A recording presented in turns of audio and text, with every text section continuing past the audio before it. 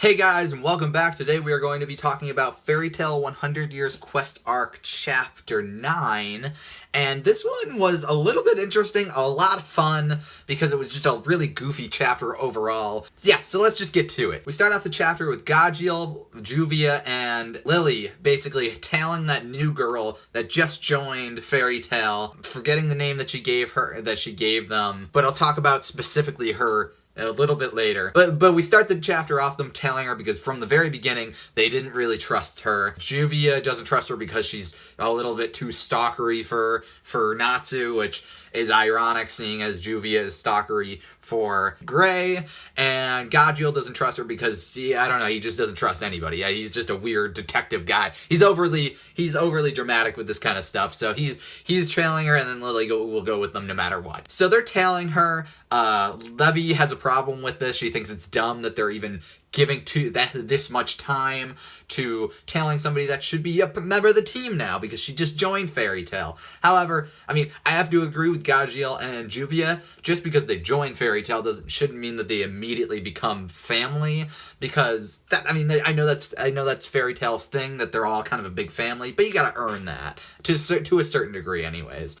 So Levy kind of storms off after Gajeel kind of he kind of not insults her, but he kind of tells her to get lost because she'll just be in the way and that she's not really helping anyways, so whatever. So she storms off in a huff. Gajeel and Juvia and Lily basically continue following the new girl. They end up seeing her go to Natsu and Happy's house, in which she acts super weird and creepy and is like, "Oh, Natsu, come back home. I want to be with you." And then she fawns over their front door sign, and they basically draw a connection between how Juvia acts with Gray and this new girl with Natsu. So it's kind of funny, some good back and forth between Gajeel and Juvia. And it's actually, what I like about this first part of the chapter is how it is nice to see Gajeel and Juvia do some stuff, because they were originally part of I think it's a Phantom something. I forget the name of their guild originally, Phantom Troop or something. I don't think that's really what it is.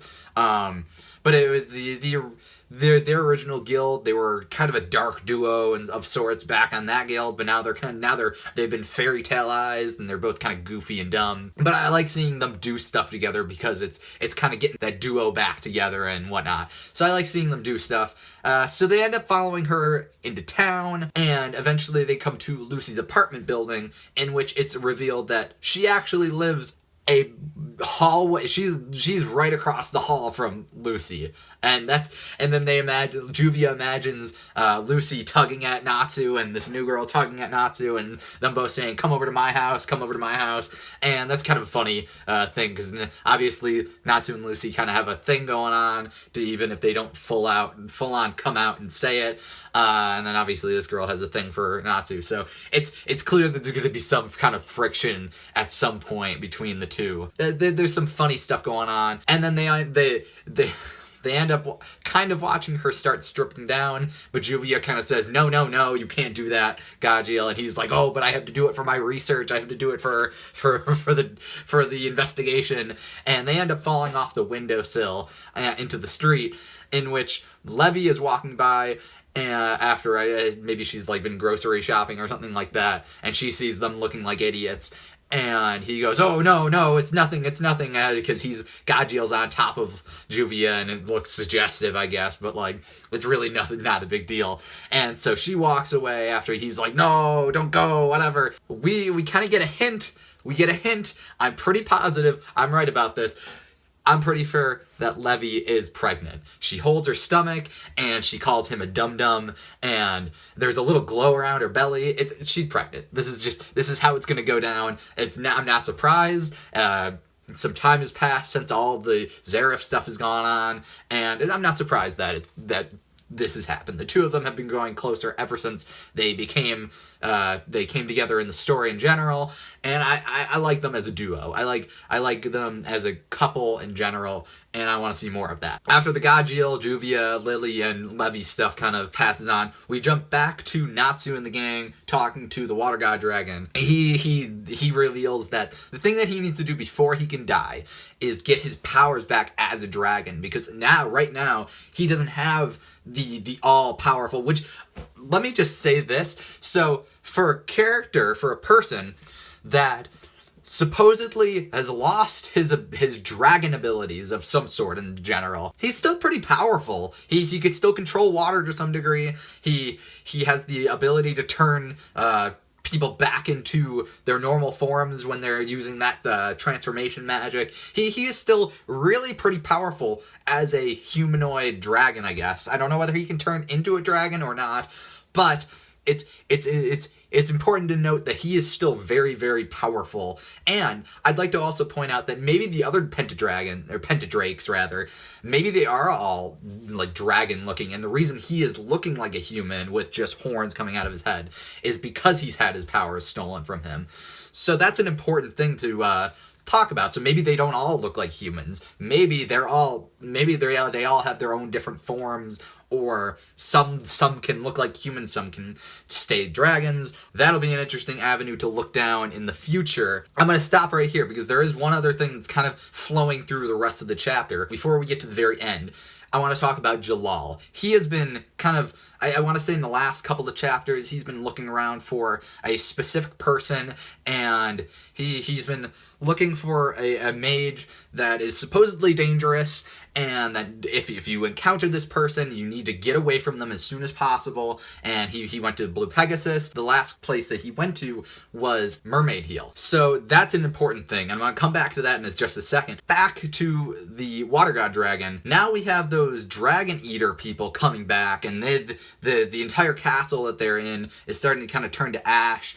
And the three amigos, I guess, show back up, and Skull Guy's still looking really, really dumb. I had a good laugh again. I think his character design is so stupid looking. I don't hate it. Don't get me wrong. I don't hate it. I just think he looks dumb. So they show back up and they're like, okay, well, hey, you had your power stolen by this person. Maybe we shouldn't be eating you. Maybe we should be eating that person. It's kind of brought together that like Jalal is hunting for the same white mage that it's a white mage specifically that has stolen the Water God Dragon's powers, and Jalal is hunting for this white mage, and it kind of comes together to be the same person.